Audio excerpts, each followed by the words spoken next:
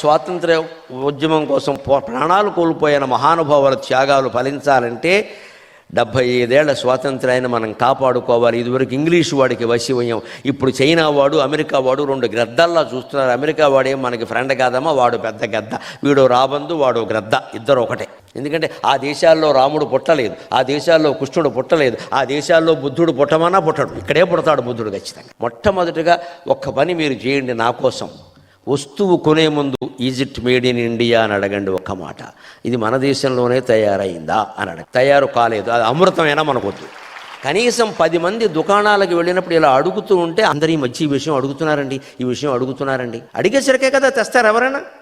మీ ఇష్టం వచ్చింది కొనండి, నేను కాదనట్లే. కానీ ఇది ఇండియాలోనే తయారైందో చూడండి, made in America, made in China తోసిపారే, నాకు అక్కలేదు, ఇది నాకు ఎంత మంచిదైనా సరే అక్కర్లేదు. ఎంత కొట్టినా తిట్టినా తల్లి తల్లే కదమ్మా, వదిలేస్తామా? మన దేశం కూడా అంతే, మన దేశం కూడా అంతే.